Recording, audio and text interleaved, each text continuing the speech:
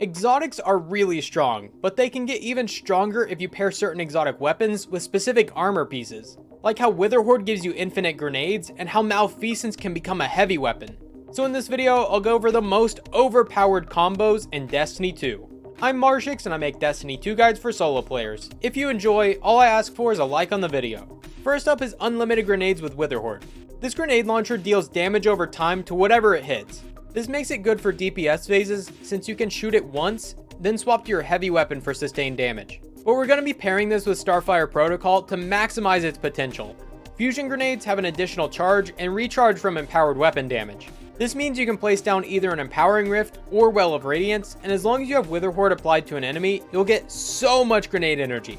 It's not an instant recharge, but it's really close to it. Just pop Well, shoot Witherhoard, throw a grenade, get a shot or two off with your heavy, then throw another grenade and repeat.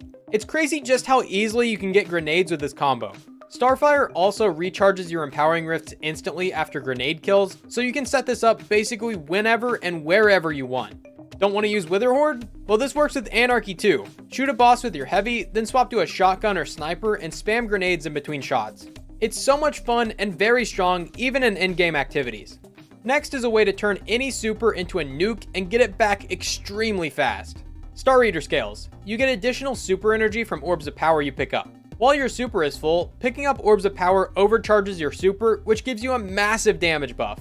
Each orb gives you a stack of Feast of Light and goes up to 4 times. More stacks equals more damage. Now, how are we going to get orbs of power easily? My original idea was Trinity Ghoul to get a ton of multi-kills and Arc Siphon to make them spawn orbs. One problem though, there's a short cooldown preventing you from spawning too many orbs, so the weapon we use doesn't matter too much. That being said, we want to be able to spam supers, and the best way to do that is with Bad Juju. This weapon will reload itself after every kill, so you never have to reload, plus each kill gives you a damage buff and additional super energy. Throw on a kinetic siphon mod to generate orbs of power, and you'll get your super back in no time. From this short loss sector, I got my super twice, and I picked up enough orbs for Star Eater Scales. You get super energy from Bad Juju, orbs of power, and Star Eater Scales, and it turns your supers into a nuke. Speaking of nuking bosses, this next combo also does that, but it's a lot easier.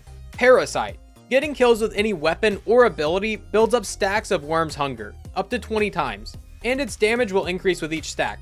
This alone does a ton of damage, but we can add to it with Curse of the Falling Star. This increases the damage of your Thunder Crash, which already does a lot of damage. Between this and Parasite, you can do some crazy burst damage. You can annihilate most things in the game, and if you get a full team of people doing this, you can insta-kill raid bosses. If you main a Warlock or a Hunter, you can do the same thing with Nova Bomb or Blade Barrage, but I think Thunder Crash fits it best. And it's also worth mentioning that Parasite works with the Grenade Launcher Holster mod, so you can shoot Parasite, Thunder Crash, wait about 1 or 2 seconds, then shoot Parasite again without having to reload. It's so much damage in a short amount of time. Next up is a way to turn Malfeasance into a heavy weapon, or at least make it deal damage comparable to a heavy weapon. Lucky Pants. This exotic has a lot of text, but basically it significantly increases the damage of hand cannons if they're kinetic or match your subclass. When you swap to your hand cannon, you'll get a buff called Illegally Modded Holster. During the 5 seconds this is active, each shot will increase the damage of your next shot, up to 7 times damage. Because there is a time restriction, fast-firing hand cannons are able to achieve the most damage possible, and Malfeasance happens to be one of the fastest-firing hand cannons in the game. Not only that, but every 5 shots, you'll be creating a Taken explosion that does a big chunk of damage. And this can also stun unstoppable champions. Want something good for a Nightfall? Malfeasance. Don't have heavy ammo? Malfeasance. Try it for yourself, and you can thank me in the comments. I love Gjallarhorn, but I hate reloading. Well, thanks to this next combo, you don't have to. Rain of Fire. This exotic will reload all of your weapons whenever you Icarus Dash.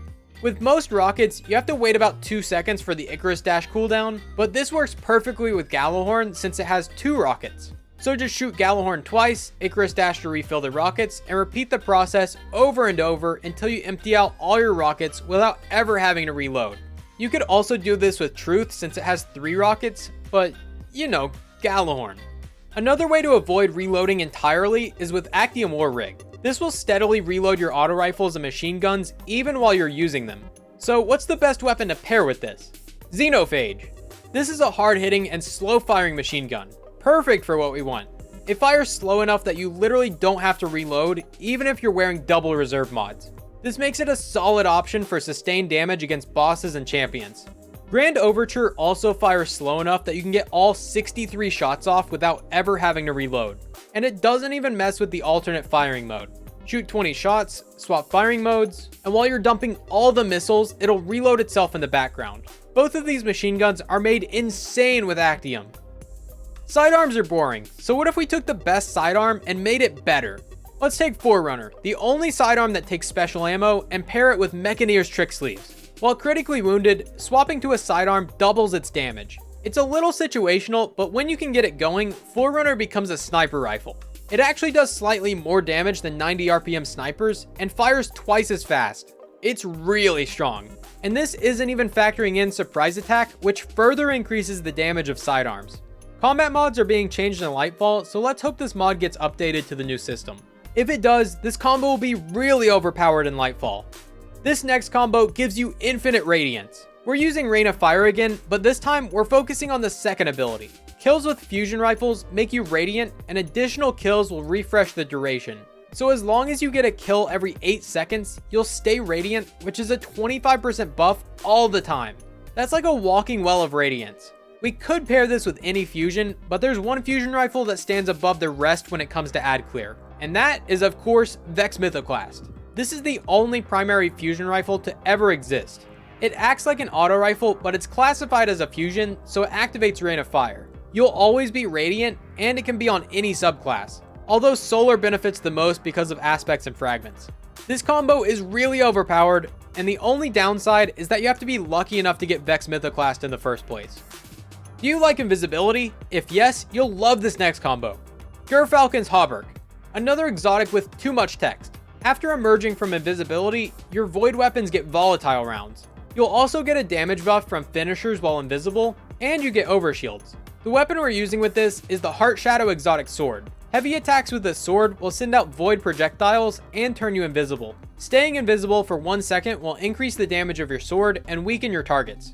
So you can go invisible with a dodge or melee, then swing your sword to debuff the enemy, increase the damage of your sword, and make the enemy volatile. And if you get a finisher before that, you get an extra damage buff to nuke whatever you hit. And with Echo of Obscurity, you can turn invisible from the finisher, so it's not hard to set up at all. You can also easily increase its damage even further using mods like Lucent Blade, Font of Might, High Energy Fire, and whatever new mods we get in Lightfall. This build is so much fun, but be sure to use ammo mods because this thing burns through ammo. The next combo gives you tons of super energy every few seconds. But if you are enjoying this video, be sure to leave a like down below because it really helps me out.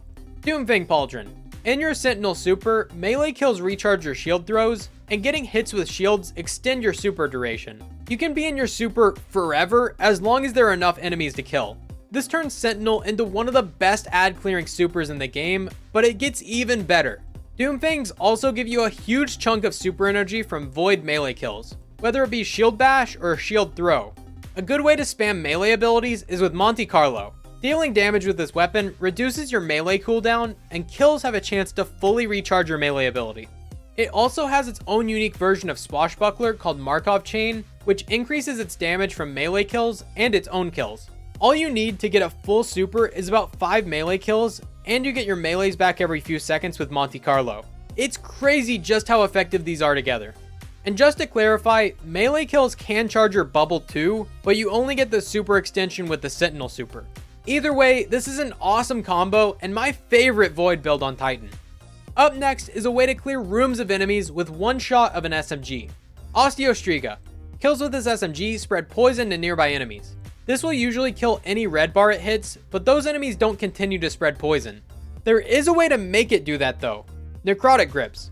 Melee hits poison your targets, and when you defeat a poison combatant, they will spread that poison. It doesn't matter where that poison comes from, whether it be from the gauntlets or Osteo. This means you just need one SMG kill to wipe out entire groups of enemies.